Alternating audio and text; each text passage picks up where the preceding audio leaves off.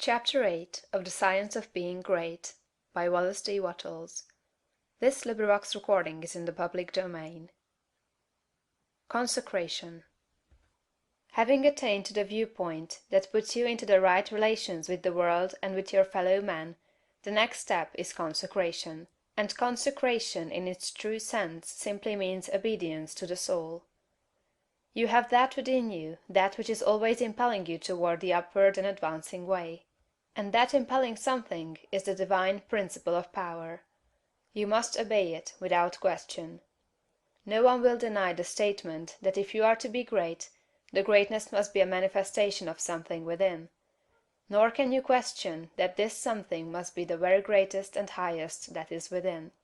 It is not the mind, or the intellect, or the reason.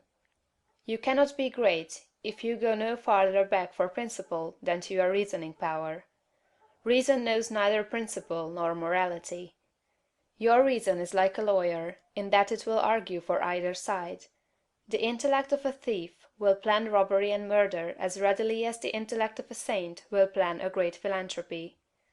Intellect helps us to see the best means and manner of doing the right thing, but intellect never shows us the right thing. Intellect and reason serve the selfish man for his selfish ends as readily as they serve the unselfish man for his unselfish ends. Use intellect and reason without regard to principle, and you may become known as a very able person, but you will never become known as a person whose life shows the power of real greatness. There is too much training of the intellect and reasoning powers, and too little training in obedience to the soul. This is the only thing that can be wrong with your personal attitude, when it fails to be one of obedience to the principle of power. By going back to your own center, you can always find the pure idea of right for every relationship. To be great and to have power, it is only necessary to conform your life to the pure idea as you find it in the great within. Every compromise on this point is made at the expense of a loss of power. This you must remember. There are many ideas in your mind that you have outgrown, and which, from force of habit, you still permit to dictate the actions of your life. Cease all this. Abandon everything you have outgrown.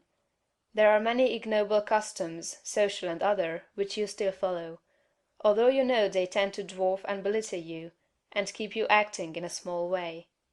Rise above all this. I do not say that you should absolutely disregard conventionalities, or the commonly accepted standards of right and wrong. You cannot do this.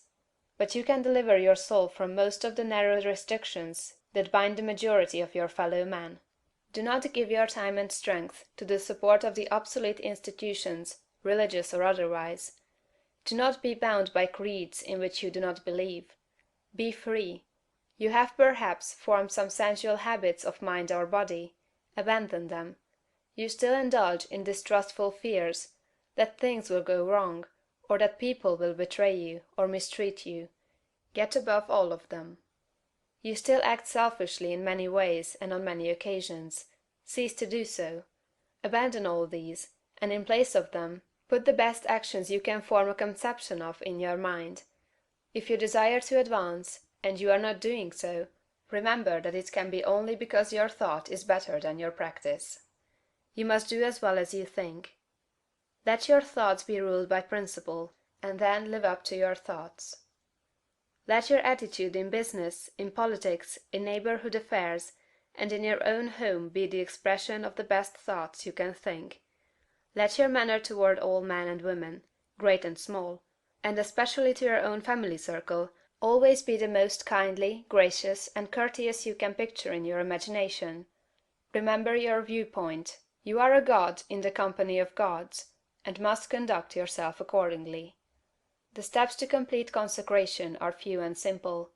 You cannot be ruled from below if you are to be great. You must rule from above. Therefore you cannot be governed by physical impulses. You must bring your body into subjection to the mind. But your mind, without principle, may lead you into selfishness and immoral ways.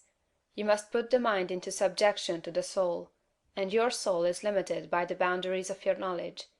You must put it into subjection to that our soul which needs no searching of the understanding, but before whose eye all things are spread. That constitutes consecration. Say: I surrender my body to be ruled by my mind, I surrender my mind to be governed by my soul, and I surrender my soul to the guidance of God. Make this consecration complete and thorough, and you have taken the second great step in the way of greatness and power. CHAPTER IX.